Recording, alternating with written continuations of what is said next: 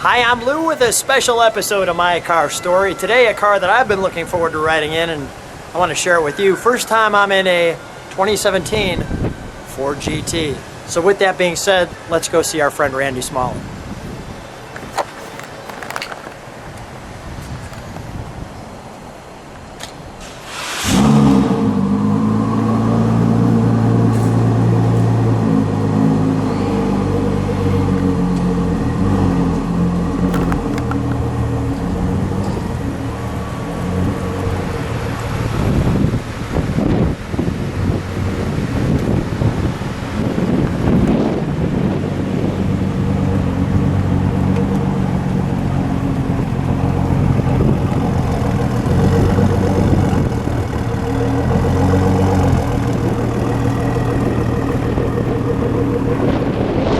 Randy Smalley, always a pleasure. Good to see you again. So we're going to take a ride in it. Yes, we are. Let's do this.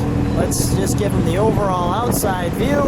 If you want to see the review, it's at the bottom of the text. It'll be the first video where we do a long review on this car, and you can enjoy it. But this moment is all about the ride.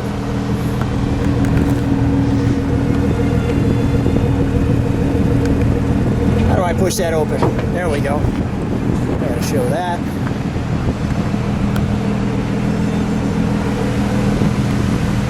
Big hole there.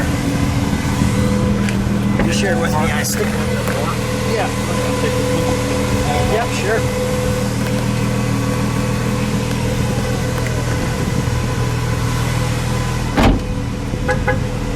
All carbon fiber. I'm noticing that right there, which is the build number H for the first year and car number 43. It's asking me to put my seatbelt on, so I will do just that.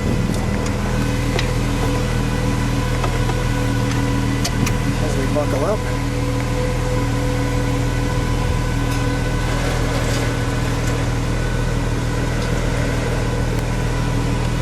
I'm going to cover that for right now.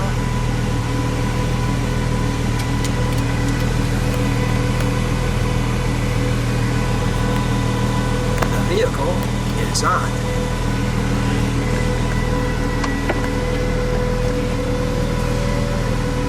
You know, I forgot to talk about the VMAX mode. They have a wide open mode for top end. Okay. And if you shine the thing, I'll put it over to VMAX here. And you can see what it is right here. Push OK. The car goes down, closes all the vents, wing goes down. Everything goes into maximum speed mode. And this is where you notice it's all RPM related, and gives you all your gauges for heat and boost. And supposedly the car goes 216 miles an hour at that mode. We're of course going to be driving exactly the speed limit on every lane we're in. That's pretty cool. I just felt the whole car jump up. So now we're going to go to normal mode. All right. I'm going to lift the nose. All right. Because we got to go out over a curb, put it in drive, throttle F active, turn that off, and then away we go.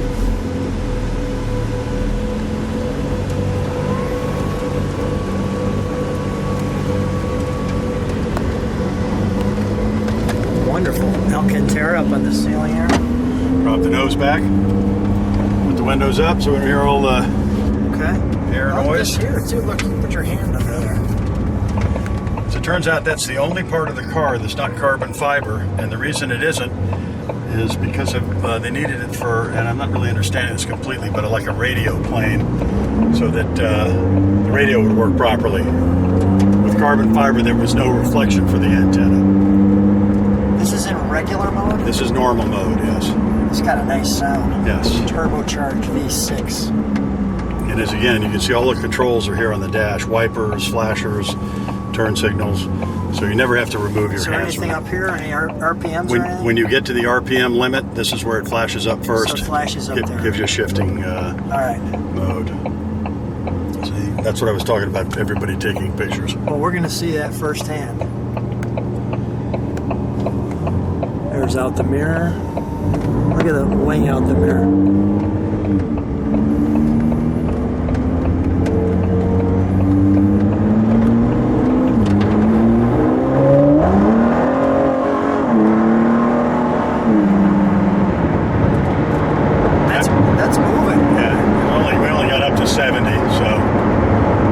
this is public streets. I'm sorry, we only got up to 37. 37, exactly. That's what I meant to say. Yeah. Slip of the tongue. And we still got 45 there, Yes. so yeah. Oh man, it gets right to the speed limit. And you notice the rear end stepped out a little bit. I did, yeah. We got a little tail movement there. And it is a 7-speed. We're in 6 now.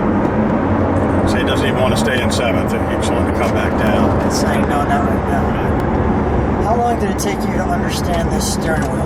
Not long. It's actually pretty intuitive. They did a really good job of design, I think, anyway. And I think the car's very easy to drive. I mean, it is so stable. When I was on the track, the car would go into these nice little slides, and really, I see everybody's giving you the thumbs up. The Chevrolet guy, by the way. Yeah, which is nice. Yeah. Everybody just enjoys this one. So now, how did you, tell me a little bit about the process of how to get a car like this, because it wasn't just I went to the store and bought it. Well, when they first announced the car, I told them I wanted one. They put me on the invite list, and they sent me an application. And it was a long application, asked for a lot of information. You know, how many Fords have you owned? And I've owned a lot of Fords in my life. Very first car that I ever had was a 1967 Mustang. Nice. And one of the qualifications too was that you had to have a Ford GT. yeah, well, that wasn't a qualification, but it helped. Yeah, you have a 2005, exactly the same colors. We videoed that one on the channel too, so people can see that. Correct. If they go to the 2005 Ford GT, And we also took a ride in that one too. And when I ordered this car, I intentionally ordered it to match my other car. So everything's the same. The blue stripes. White with blue stripes is the American racing colors, just like red is Italian racing colors. You see that on Ferrari.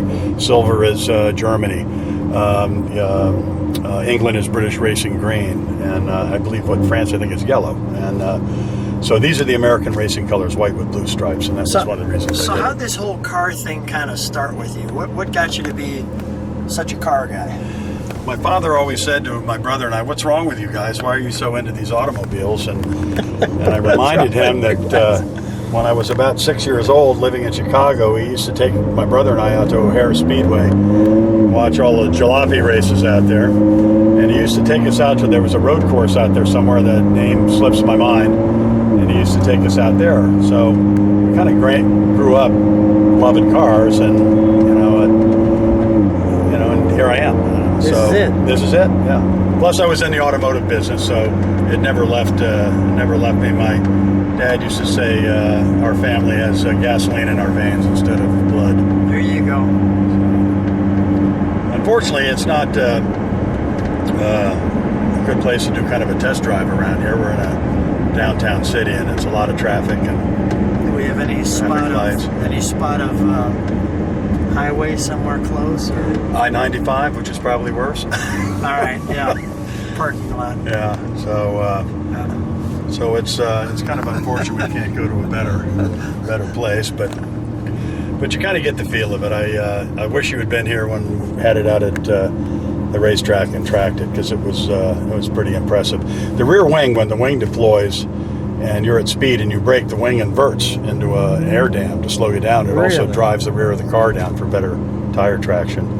And so this thing's everything the Le Mans racer was. Everything it is, yeah. It's a race car with a license plate, not a street car with a roll cage. And it was interesting when I was driving, because not once did I ever properly use the brakes. I kept extending my braking points, extending, and I still always brake too soon. I was actually at many times having to accelerate to get to the apex because the brakes are so strong. So I kept pushing it down the line, and honestly I never got close. The brakes are just absolutely phenomenal. Well, braking is such a big part of that, because that's how Jaguar originally started winning Le Mans. They had disc brakes first. Correct. And so they could ride harder into the straight and then brake later and then accelerate again. And that's what caused them to be champions for quite a few years. And then, of course, everybody now today has disc brakes almost on all four tires for all new cars do. But Well, another interesting fact about that, those were Girling disc brakes, and they came off of World War II airplanes. Is that right? Yeah, that's where it started. The How'd technology. you know that? That's where the technology came from World War II. And, they adapted airplane brakes to fit on a street car, or a race car, I should say.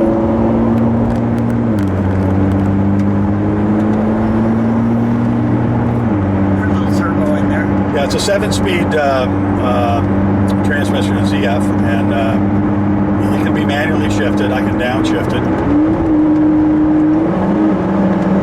That's only 4,000 RPMs.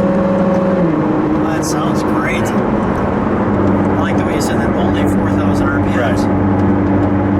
The car actually, surprisingly, doesn't have that high Redline in it, but you don't really need it. It's a very torquey engine with the twin turbos. Obviously, the transmission is connected, it seems like almost directly to the engine. It is. All right. I'll go over here and get some gas.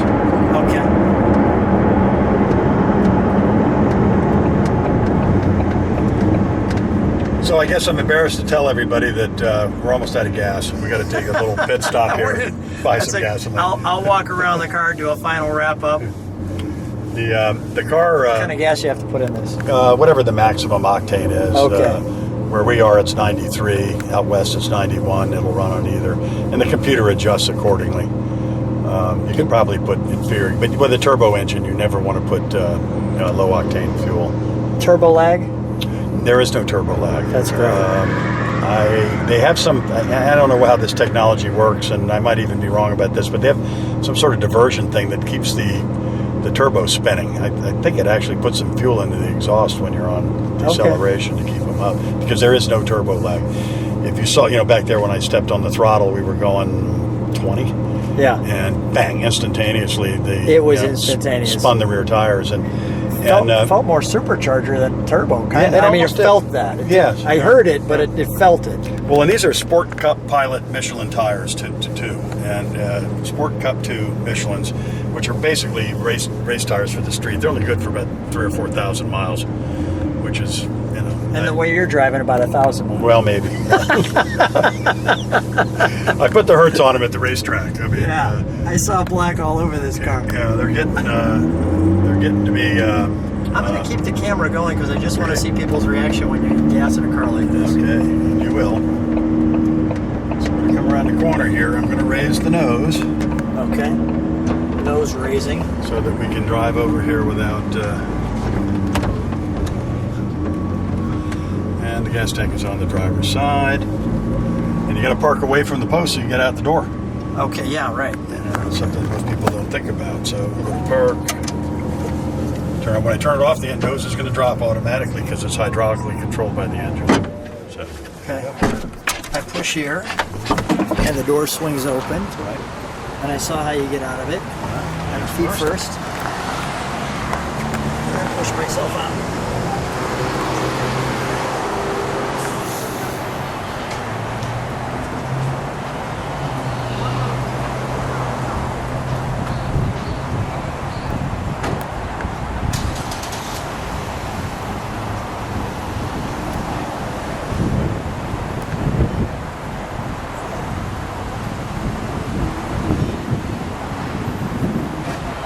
Delightful.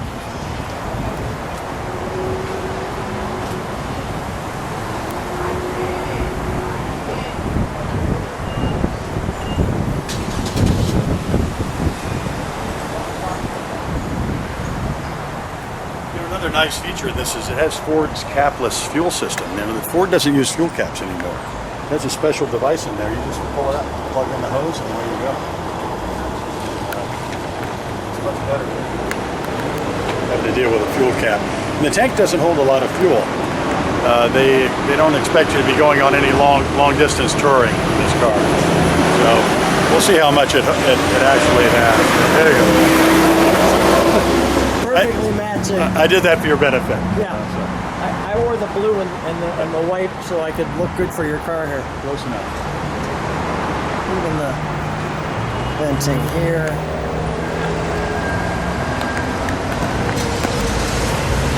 Look how much debris we gathered just in that little short run. So I had just cleaned that out.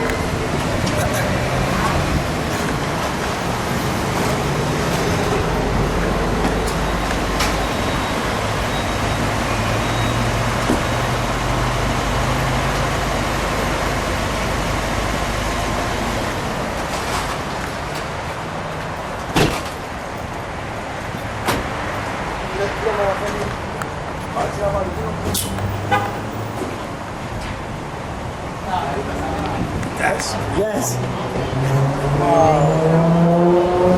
What do you think? That's a beautiful car. I'm glad you like it. What's your name? Mac. Hey, man, I can put you on my video. Sure, man. Thank you. All right, Problem, cool. man. All right. Why not?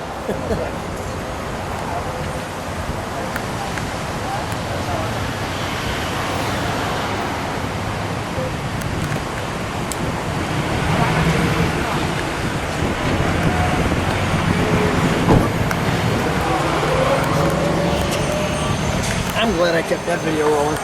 So that's the reaction you get everywhere. This is That thing can be removed if you want. actually no. I'm okay with it. When I go to car shows and stuff, I have little models of white Ford GTs. I put them back there and I give them to little kids. Well, that's cool. See, still, now it's reading 114 miles. Remember, it was reading 0 before. I think what happens when it gets down low, it flips over that 0 thing. There's a reprogramming thing coming for the fuel, and I haven't had a chance to have it done yet.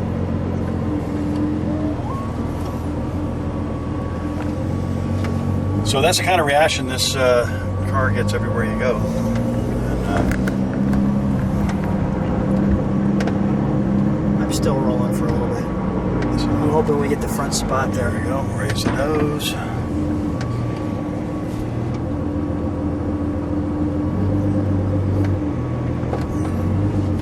There we go. We got that one. Yeah, it actually got out of the turn lane here. You think you'll be able to get into that lane before someone else? Well, I could if it doesn't give me an arrow and force me to turn sooner. Yeah, right. I don't know if you noticed with this car that went into the spot, I was trying to get accelerated when he saw the car. Yeah, okay. I wanted to get up alongside. Is that the challenge that you face when you have this car? Is that you got to be looking all around because people want to It is. You have to take the watch. photograph and just like we saw at the gas station. And what happens is It's a terrible problem to have. I know. As I said before, you have to run a little bit faster than the traffic in this car because You're like a movie star in this car. if you don't, you end up causing traffic jams. By the way, there's only 4 of them in the whole state of Florida. Yeah, where we're at. All right. Yeah. Trying to see if that truck behind me is trying to turn. I don't see a turn signal. I think he's just enjoying the view. Yeah.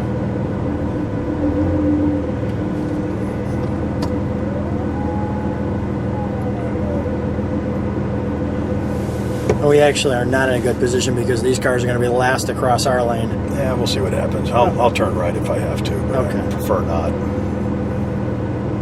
There's a lot of traffic up that area. And of course, the last guy runs the light. Well, you had to do that. It's part of his process. We're actually, Well, there it's we clear go. now. Yeah, we're clear. Nope. We still got a green light.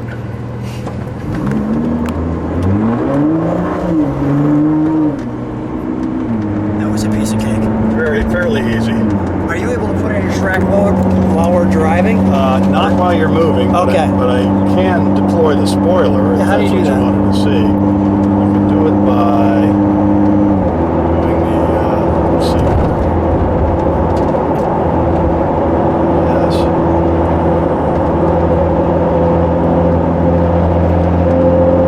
There it goes. Oh, I heard that. Sounded like a little robot. Right.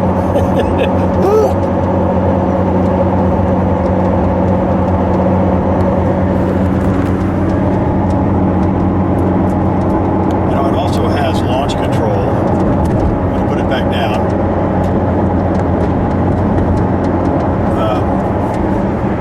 For drag racing mode, where you turn around, you hold your foot on the brake, put the throttle to the floor, runs up about $4,000, and then it causes the engine to stumble, and you release the brake, and it takes off. Let's it roll. Yeah, but this is no place to be doing that. Okay.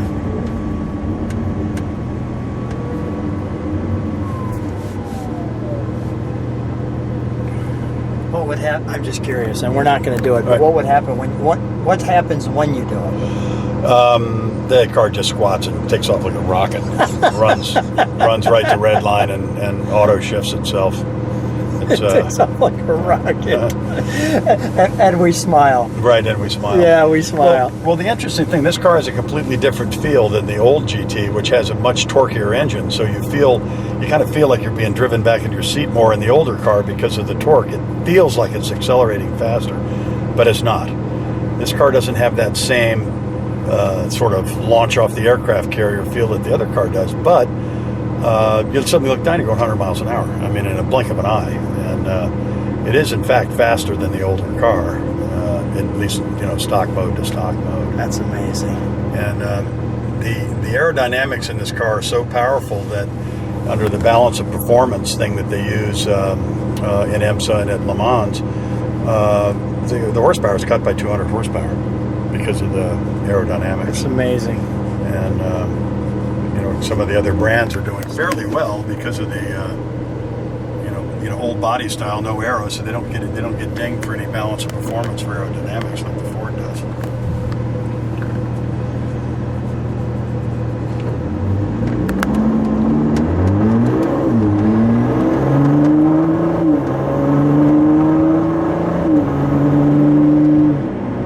That sounds wonderful. Yes. And that was no hard acceleration. No, that was just cruising. That was just drive away from the light. It's just a wonderful sound.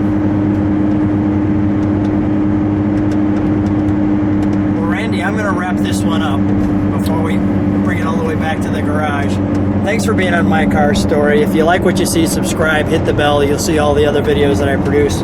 If you want to see the review, it'll be at the bottom. First thing in the text, you can just click on that link and see the review of this car where we get really in detail and look at the engine and the back end and all the bells and whistles to it. And Randy, as usual, always fun hanging with you. Thanks for being on My Car Story. Always a pleasure, Lou. Come back anytime. Thanks. Now we've got a special car too coming up from you that maybe even car people haven't heard from. The Iso Grifo.